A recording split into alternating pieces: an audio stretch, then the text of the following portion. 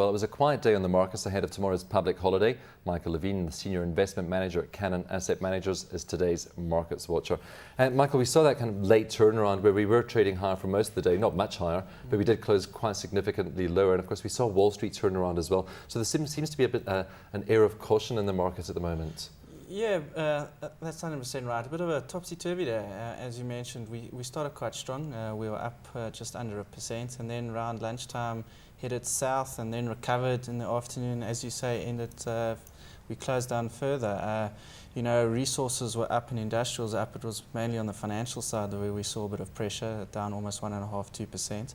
And certainly amongst your big three of your big four banks, they were trading quite low today. Standard Bank, your RMB and your ABSA were down almost 2% each. So, yeah, a bit of an unusual day, but as you said, it was a quiet day. Tomorrow is the public holiday, so probably not to be too unexpected. And very little news flow as well today, apart from those producer inflation numbers. Very little news flow, as you're right. PPI was out, one or two company results, and then the news out of Liberty International placing 56 odd million shares with institutional investors. That share price was down 8% at the close. So yeah, the market didn't like that announcement at all. Yeah, I mean, it's quite a negative reaction. Of course, we knew about the share placement. That's the second share placement recently in recent times, though. And we were chatting off here, and you did say the balance sheet is under pressure there. Yeah, if you had a look at their last results, their balance sheet was under pressure, extremely high gearing levels if you look at their recent past. So yeah, it explains why they need the cash, but not a great sign for a company, especially in this environment.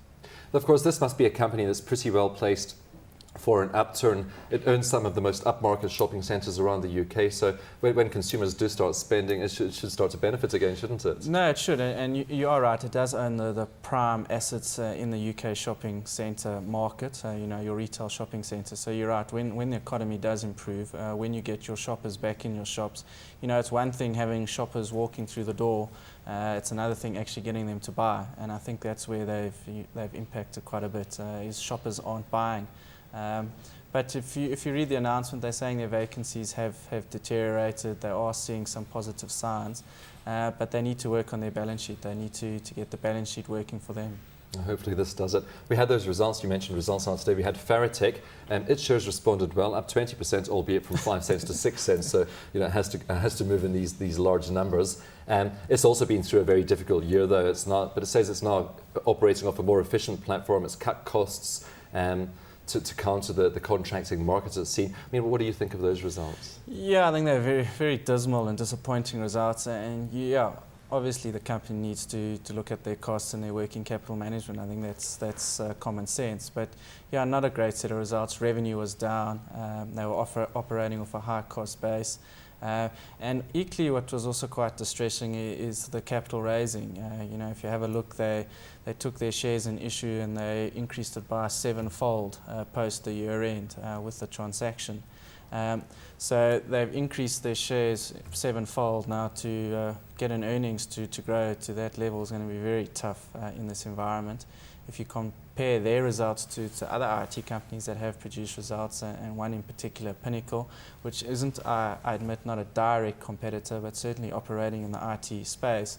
Pinnacle had a very great set of results, very commendable, generated a very healthy ROE, very strong balance sheet, and trading on a very low multiple. So two very contrasting set of results out of the same IT space. If you think back a little bit further, perhaps to Data and Datatec's results, they were also cushioned quite a lot by more spending on people maintaining systems rather than buying new systems. So lots of the IT companies have managed to cushion themselves quite well during the downturn. That's right, and Datatec is a case in point. If you look at their business model, they're quite elastic in the sense that when the recession is over, when companies start spending on IT, and when that resurgence comes, their business will profit from that.